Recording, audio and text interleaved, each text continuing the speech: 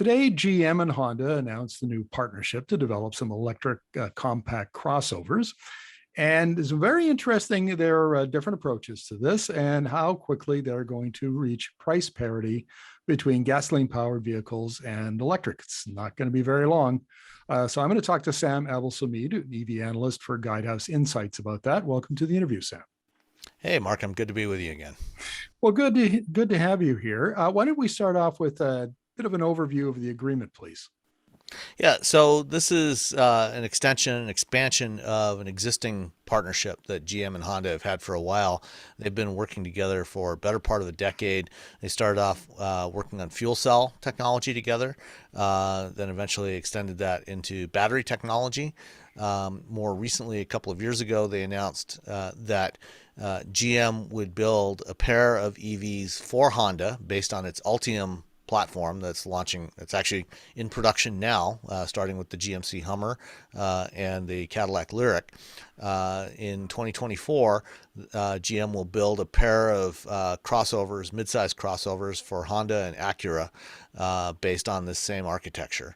But what we're looking at now, this new extension of the program, is looking kind of at the second generation of this, looking at starting with production in about 2027, and really targeting lower cost EVs.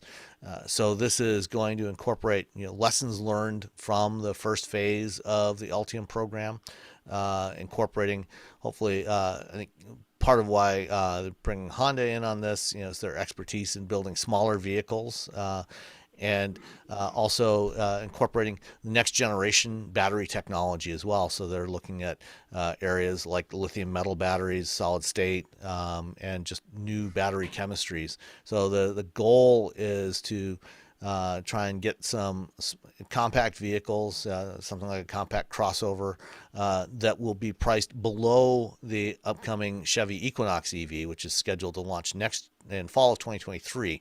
That vehicle is based on this first generation architecture. Is supposed to be priced starting about $30,000 here in the U.S. The next generation, they want to be significantly below that. So they're looking at low to mid $20,000 starting price point for compact crossovers in 2027. Well, the fact that they're getting down into the low 20,000s with the next generation is astonishing on its own. What really surprised me, I assumed that we were going to have the new battery chemistries, the new technologies would start out with in the the luxury models, the more expensive models, and then kind of over time filter their way down into the cheaper models. But it sounds like that's not what's happening here. Yeah, it's not entirely clear. They have revealed very few details of their plans beyond 2025 so far. So it may well be that we'll see some of those new battery technologies in more expensive vehicles first. But I think the real goal is the ideas with these next generation batteries is because if they have higher energy density, they can do smaller, lighter batteries, which would be more suitable for smaller vehicles and still maintain a reasonable range, upwards of 250 miles or so of range. And that's where they can really start to hopefully get some really serious production volumes, really get into the mainstream with EVs. Granted, they are targeting very high production volumes even before that from 2024 with their electric pickup trucks, which they're going to have capacity for about 600,000 a year by the end of 2024 from GM.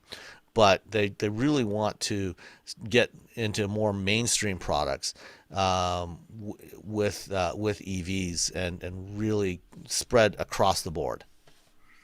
Now, Sam, I've been interviewing you for a number of years about this, and if I remember correctly, these kinds of developments we maybe expect, like 2-3 years ago, we were expecting them to be what, and late 2020s, maybe 2030. What has caused the automakers to move up their schedules and to deliver these kinds of vehicles ahead of schedule? Well, it's let's be fair. It's we don't know for sure that they will actually be able to achieve this in 2027. This is their target. This is their goal.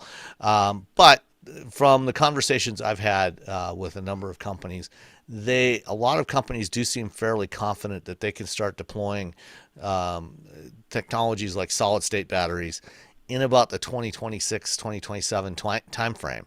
They've made a lot of progress with it over the last several years. There are a number of companies with some very interesting approaches to that problem, and they a lot of them seem confident they can get that mid-decade time frame.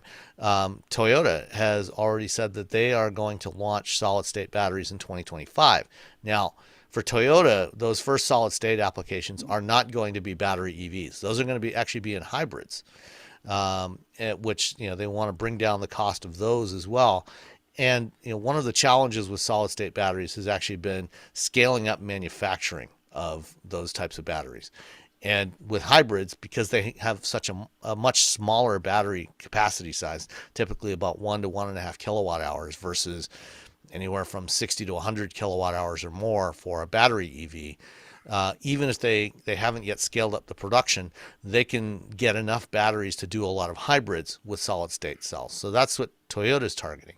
Whether we can see quantities of hundreds of thousands to millions of battery EVs in 2027 with solid state remains to be seen. I'm kind of skeptical. I think what we'll probably see in the vast majority of those vehicles in that mid $20,000 price range is probably going to be a continuing evolution of what we have today, some continuing refinement of the technologies. And we might even see in some of those vehicles, we might even see chemistries like lithium iron phosphate, which is significantly lower in cost than the nickel rich cells that dominate today.